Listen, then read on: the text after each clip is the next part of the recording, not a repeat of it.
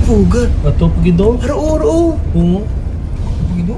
Dahil sa lakas ng hangin, napahinto ang sasakyang ito sa Murcia, Negros Occidental. Ilang saglit lang ay may nabuo ng buhawid. Pumutok ang mga nadaanang poste ng kuryente. Ayon sa Pag-asa, karaniwang nabubuo ang buhawi sa mga patag na lugar at kapag may severe thunderstorms. Sakaling makaenkwentro ito, humanap kaagad ng ligtas sa lugar gaya ng matatag na gusali. Mainam din na makahanap ng mga bagay na panangga sa ulo, gaya ng helmet. Bago ngayong gabi, isang nagkaaberyang truck ang nadisgrasya sa Binangonan, Rizal. Inararo nito ang isang nakaparadang jeepney at e-bike bago sumalpok sa poste ng kuryente. Sugatan ng driver at pahinante ng truck na hinihinalang nawala ng preno sa kalsadang pabulusok. Inaayos na ngayon ang posting na bali sa tindi ng pagkabangga.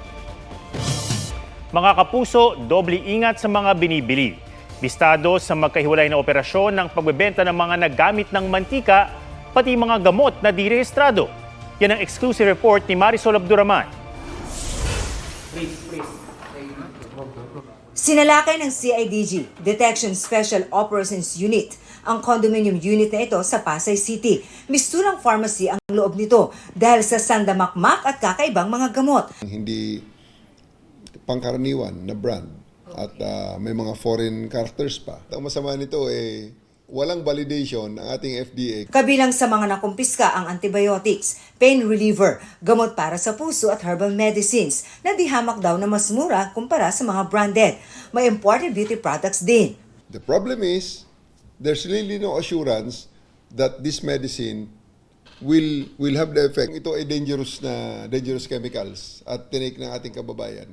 Delikado talaga. Bukod sa mga Pinoy, mga Chinese, Taiwanese at Vietnamese na POGO worker daw ang kalamitang parokyano ng mga gamot. Arestado sa operasyon ang isang Chinese. You are selling fake or unregistered medicines here in the Philippines? You sell unregistered medicines? Antibiotics, medicines? Are you selling them? No, I think Patuloy ang investigasyon ng CIDG-DSOU para matukoy ang posibleng kasabwat ng narestong suspect. Sa Isabela, warehouse na may illegal namang bentahan ng recycled cooking oil ang sinuyo ng PNP-CIDG. Nanggagaling daw ang used oil sa ilang kilalang food chains.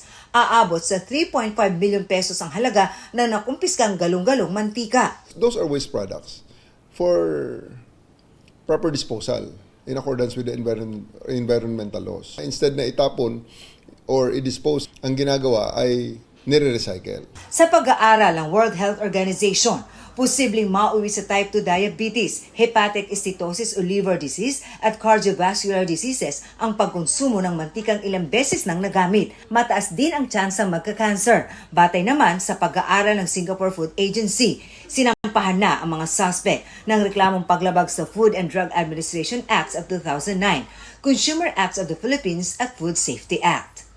Marisol Abduraman, nagbabalita para sa GMA Integrated News. Hulikam sa Pasig ang pamamaril ng lalaking rerespak umano sa mga nanakit daw sa anak niya sa basketball. Sa kuha ng CCTV, kita ang tila pag-aabang ng tatay sa mga target. Pero nang makasalubong niya ang mga ito, siya naman ang tinulak, sinuntok at binato ng helmet. Doon na sila pinaputukan ng suspect. 3 ang nasugatan na mabuti na ang lagay. Ang suspect na inaresto na, iginiit na ipinagtatanggol lang niya ang anak at desidido raw nakasuhan ang mga nanakit sa anak. Tanggal ang 3 tauhan ng Bureau of Immigration matapos matakasan ng isang wanted na Koreano. Nagsinungaling pa umano sila sa ipinasang report sa opisina. Kung paano sila nabisto, alamin sa report ni Salima Refran. Paghinto ng sasakyan ng Bureau of Immigration sa labas ng Quezon City Hall of Justice noong March 4, sinakyan agad ito ng kinilalang high-profile Korean fugitive. Wanted siya sa Korea dahil sa large-scale fraud at estafa naman dito sa Pilipinas. Kasunod niyang sumakay noon ng ilang kawani ng BI. Pero ang Koreanong katatapos lang humarap sa piskal, makikitang walang suot na posas. Very suspicious po yung mga nangyari. Talagang makikita natin na may kakaiba doon sa sitwasyon na yon. Kasi wala pong posas. Hindi po naglalakad sa tabi. Parang hindi po binabantayan at very loose. Sunod na nakuhanan ng suspect sa labas ng isang bar sa Scout Chuatoco. Sumakay siya ng isang van sa Katumakas. Ayon sa BI, taliwas ang video sa inireport sa kanila ng BI escorts ng Koreano. Allegedly, tumakas daw itong Korean fugitive na to. Gumamit daw ng palikuran. Nagsisinungaling po itong tatlong ito. Sinibak ng tatlong nagsilbing escort at nahaharap sa mga reklamong kriminal. Patuloy ang manhunt sa Korean fugitive. Wala namang nadatnang tao ang mga taga-Presidential Anti-Organized Crime Commission o PAOK sa niraid nilang umano'y Pogo Hub sa isang high-rise building sa Makati City. Tanging mga SIM card, OTP generator at English scripts na gamit sa pang-i-scam ang nakita roon. Ang PNP-CIDG iimbestigahan kung posibleng natunugan o may nagtimbre sa operasyon. Ang kwento ng mga tao sa baba is mga 4 o'clock. 4 o'clock o to 5 o'clock nagtatakbuhan daw pababa itong mga tao. May nakita tayong memo from somebody na may inspection yan. Kung legal sila, hihintayin nila tayo. Definitely Pogo ito. Pogo ito, kung hindi man ito scam hub. Isinara na ang ilang palapag ng gusali dahil sa kawalan o kakulangan ng permits. Itinanggi naman ng building management na may Pogo sa gusali. Kasunod naman ng Chinese na nagpakilalang empleyado ng Lucky South 99 at Sun Valley. Sumuko rin ngayong araw ang 7 Indonesian na nagpakilalang Pogo workers. Lahat sila iimbestigahan. Salima Refra, nagbabalita para sa GMA Integrated News. 66 na araw bago ang eleksyon 2025, patuloy sa pag-ikot ang senatorial candidates para ilatag ang kanilang plataforma. May report si Marizo Mali. Nag-ikot sa Northern Mindanao si Luke Espiritu kung saan dumalo siya sa forum kaugnay sa liquefied natural gas energy kasama si Leody de Guzman. Nakiisa si Senador Bato de la Rosa kahapon sa Indigenous People Day sa Tibuli, South Cotabato. Si Senador Bongo nagpaalala sa local leaders na unahin ang kapakanan ng taong bayan. Sa Camarines Sur, ibinida ni Ping Lacson ang mga nagawa noong siya'y senador. Si Senador Lito Lapid ide-develop daw ang turismo tulad ng ecotourism. Libreng libing sa mahihirap ang sinusulong ni Senador Amy Marcos. Inilatag ni Manny Pacquiao ang plano sa edukasyon at libreng pabahay. Pinuri ni Tito Soto ang papel ng kababaihan sa paghubog sa bansa. Si Senador Francis Tolentino idiniin ang kahalagahan ng railway system sa Bicol. Si Congressman Erwin Tulfo layon daw tugunan ang problema ng baha sa Bicol. Trabaho para sa lahat ang sinusulong ni Congresswoman Camille Villar.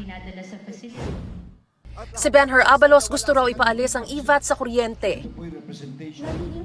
Edukasyon at healthcare daw ang tututukan ni Makati Mayor Abby Binay. Presyo ng mga bilihin ang tinalakay ni Senador Ramon Bong Revilla. Pagiging responsable sa kalusugan ang tinalakay ni Senador Pia Cayetano. Si Amira Lidasan sumama sa pag-alala ng Bloody Sunday Massacre noong 2021. Sa Iloilo, pagpapababa sa presyo ng bilihin ang tinalakay ni Kiko Pangilinan. Reforma sa edukasyon ang sinusulong ni Bam Aquino. Ipaglalaban ni Ariel Querubin ang karapatan ng taong bayan. Tapat na paglilingkod ang binigyan diin ni Bonifacio Bosita. Kabilang ang kapayapaan at katahimikan sa advokasya ni Philip Salvador. Libreng therapy para sa special needs children ang nais ni Angelo de Alban. Patuloy naming sinusundan ang kampanya ng mga tumatakbong senador sa eleksyon 2025. Mariz Umali nagbabalita para sa GMA Integrated News. Dagupan, Virac at Tacloban. Sa mga lugar na ito sumipa sa delikadong antas ang damang init ngayong araw. Mas kailangan daw sa panahong ito na protektado ang balat para iwas sunog at UV radiation. Ang skincare tips sa damin sa Tip Talk ni Von Aquino.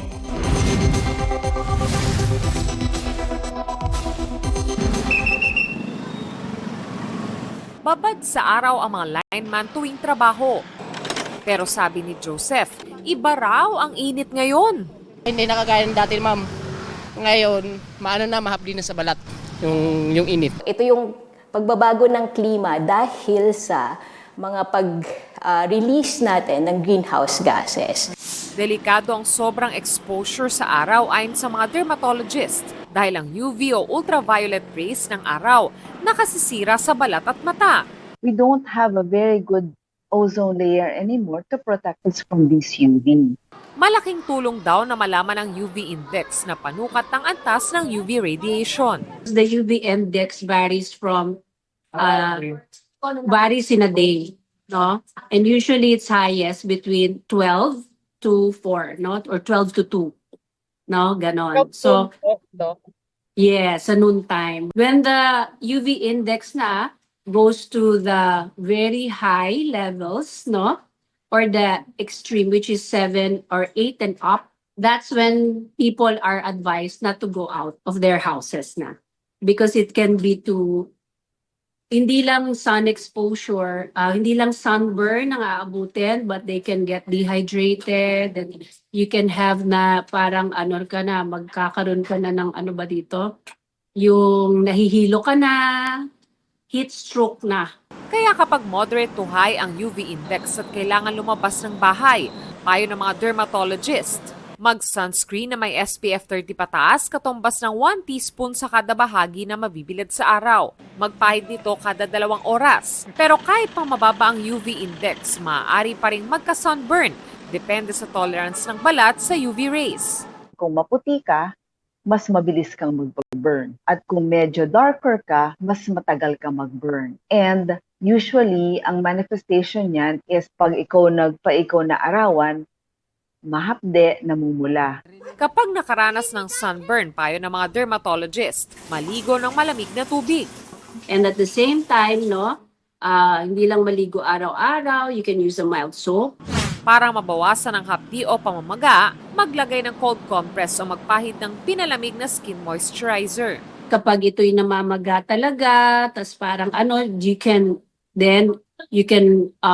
put a hydrocortisone cream, which is over-the-counter steroid. Kung meron kayong cucumber, meron kang aloe, those are mga home remedies na pwede mong ipahid sa balat kasi those are all cooling.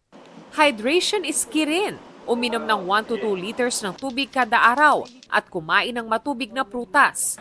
Magsuot ng damit na may magaan at preskong tela para maiwasan ang bungang araw. Magbaon ng pamalit na damit kapag pinagpawisan. Ugaliing maghugas ng kamay para maiwasan ang impeksyon, bakterya, fungus at virus. Pwede ring mag-cooling spray o mist pero dapat ding mag-ingat. Try to read lang that you don't have a lot of alcohol kasi it's the alcohol content that can also irritate.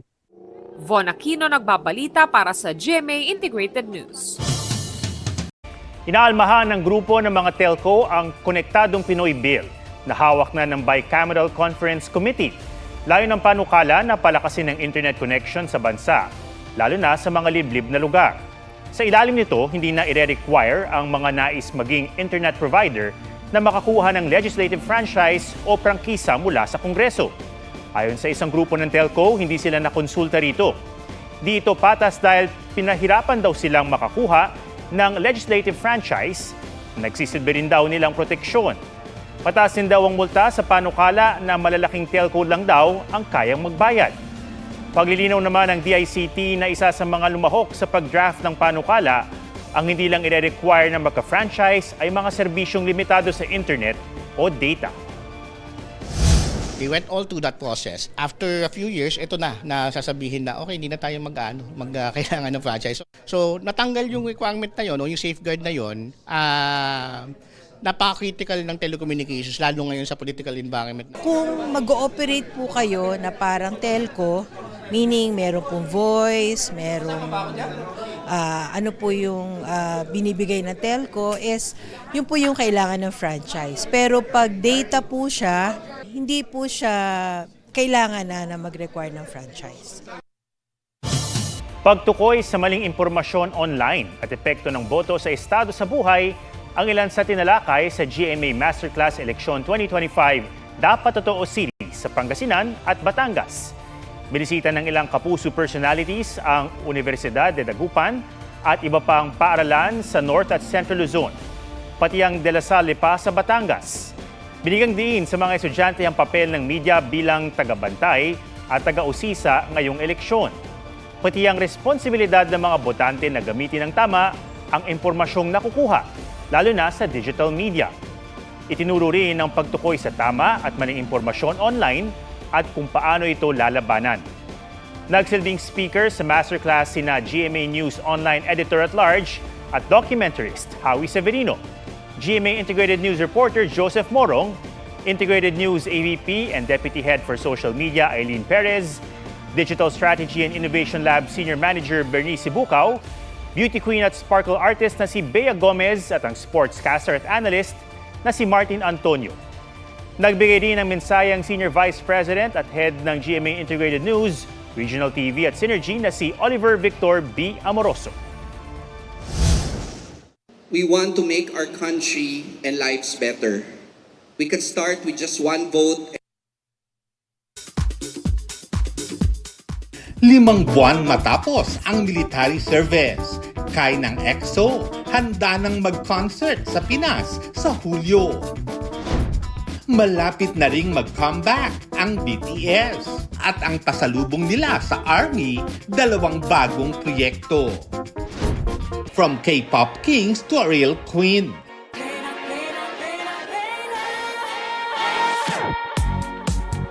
Streaming na on all digital musical platforms ang debut single ni Michelle Marquez D na first collaboration din ng GMA Music at Star Music. Binisita naman ng pamilya Magalona ang libingan ni master rapper Francis M. sa kanyang 16th death anniversary. Nagbigay pugay rin si kapuso comedy genius Michael V. na ipinost ang video ng kanyang back tattoo na inspired daw sa OPM icon. Lars Santiago nagbabalita para sa GMA Integrated News. Huwag magpahuli sa mga balitang dapat niyong malaman. Mag-subscribe na sa GMA Integrated News sa YouTube.